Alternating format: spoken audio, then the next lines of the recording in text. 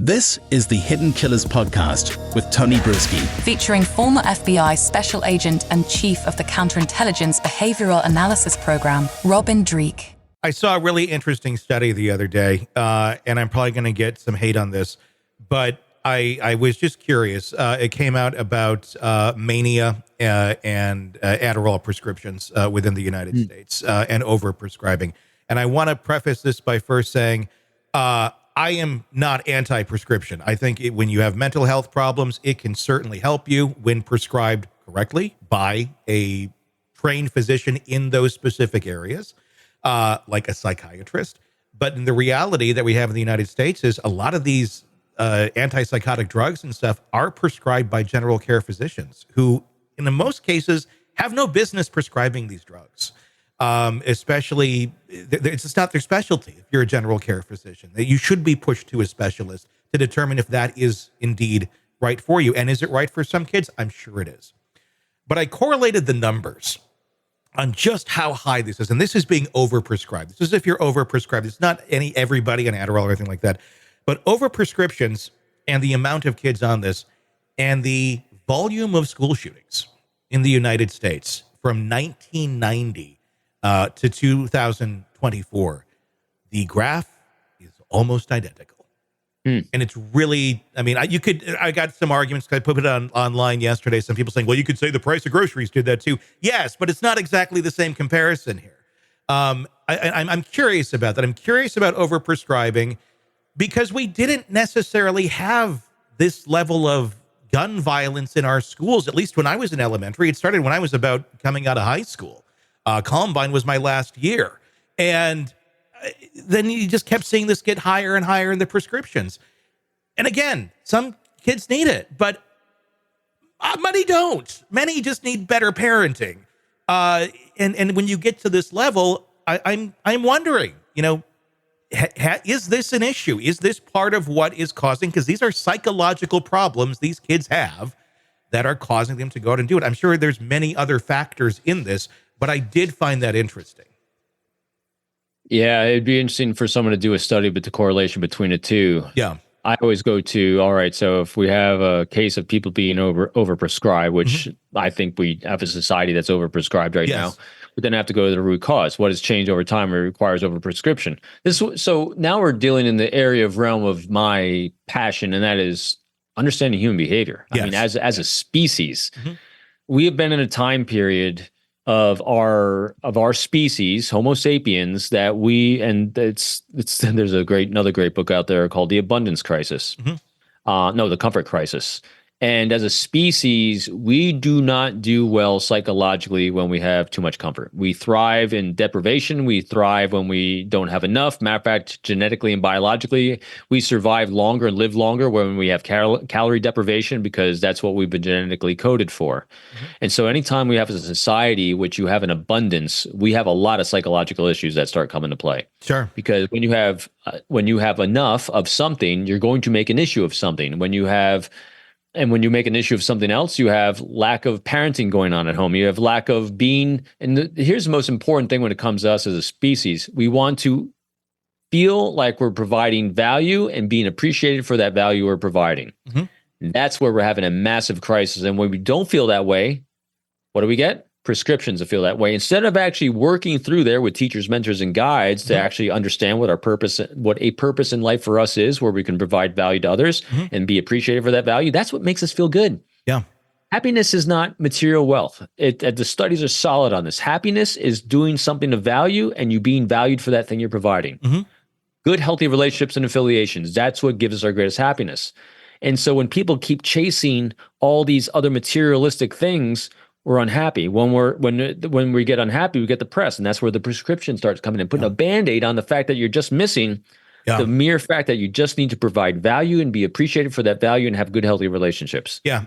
I mean, long Robin narrative answer, but you hit on it with the prescription. Let me show you. This is the chart right here. This is the correlation between Adderall prescriptions and school shootings, normalized data to show that I put this together last night because I was really curious about that study. And then obviously I was talking about these shootings lately, and we started at 1990.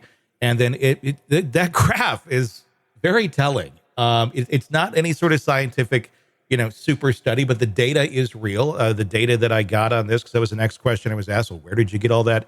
The data from, and it's from the Centers of Disease Control.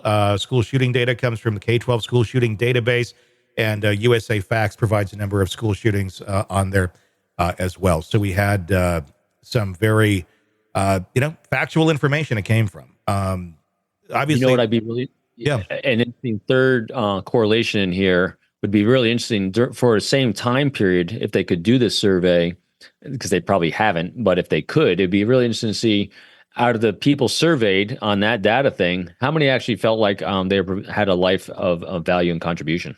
That, yeah, I mean, that would be interesting. I bet you that falls off. Yeah, I bet you that falls off, falls down, and yeah, which creates the inverse. Well, I would also, what you're going to have is you're going to have two graphs like this. And who I want to ask that to is actually the parents more than I would the kids, because the kids are trying to come up in life. As the parents feel like they're falling down in that, I'm going to guess that correlates to not the best parenting and raising of a child. It would be very fascinating, but I am wondering if we can connect these dots a little bit more, because that seems to be a very, it's something to take note of, without a doubt. Again, not anti-prescription. I take some myself, but again, in the right place, the right time, not overprescribed. And we undoubtedly do that to kids in our country. And the key that also hit me when you're saying that too is the people that prescribe, that are trained to prescribe for anything mental that's going on, are psychiatrists. Yes.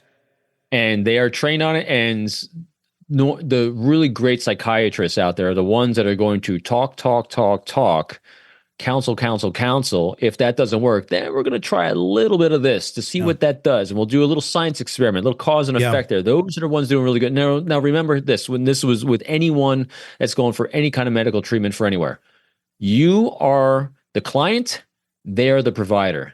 Be discerning, ask questions. If you don't like what you're hearing, get those second opinions. You don't have to buy the service just because they have a title. You can go someplace else and ask somewhere else. Be very, very discerning. Take care of the issue at hand. And no one knows you and no one knows your kids better than you do. So if you don't like what you hear, it's not like painting rose-colored glasses. If it doesn't make sense, if it doesn't make common sense, and if they can't explain it in an easy, understandable way, get another opinion. Well, everybody wants quick fix, and especially with kids and busy parents. And and it's like, oh, they're a mess. They're doing this, they're doing that. Go to the general care physician. My friends tell me that their kid's on this, they were acting this way, they put him on this, and it was great. Oh, okay, well, little Jimmy, let's prescribe that for you right now. Rather than, let's take some time. Let's really make sure that this is what should be going on. Or self-reflection, going, am I being a good parent? Am I being there for my child so they're not necessarily feeling these ways? And again, not saying there aren't mental imbalances. There certainly are. But we have a problem in our country of overprescribing to kids. And here's some great questions for you. So if you're listening to this or watching us, if someone prescribes something to you and your child, great. You start asking those what questions. Yes. What exactly is this going to do? Get an answer. Yeah. What does that mean? What's going to be the impact? What's the impact short-term, long-term? Yeah. What are some signs that it's not working? What are some signs that it is working? What should I do if I don't think it is working? What should I do if I do think it's working? I mean, so I keep asking what questions. And now if this is a fantastic physician, like most of them are, they should be able to answer like this. Quick, easy, fluid. I think the reality is, little Jimmy gets on it or whoever gets on it. And if it's still not, the parents are still annoyed by their behavior or there's problems with their behavior, we'll up the dosage. And that's where you start to get to higher levels. And if we're seeing that there is mania and things of that coming out of overprescription of this specific drug that so many kids are on, it's not a good thing. Then you play that forward. Again, do everything we do here on the show. Yeah. Let's play this tape forward. If he's on this and this goes on for another 6 months, 12 months, what's that long-term impact look like? What are some of the side effects of this?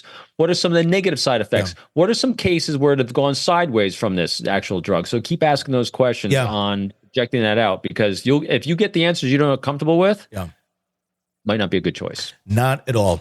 Ask questions. Ask questions of the right people. There is no pill that's just going to fix it all. And I have no idea if Colt Gray was on Adderall or anything like that, but I found it to be an interesting correlation I'm not a doctor. This is just something I put together, but certainly did make me raise an eyebrow.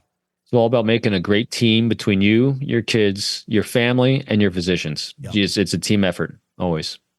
All right, true crime addicts, let's cut the crap. You're knee-deep in the gory details of your favorite podcast when suddenly a commercial hits like a bad meal. Seriously? You deserve better. Upgrade to True Crime Today Premium Plus on Apple Podcasts, where you can binge without those annoying ads. Plus, get extended interviews that go deeper into the darkness and early access to episodes so you can be the first to know. It's like trading up from fast food to fine dining, but with more blood. So, go ahead. Search for True Crime Today Premium Plus on Apple Podcasts. Subscribe and feast on the good stuff.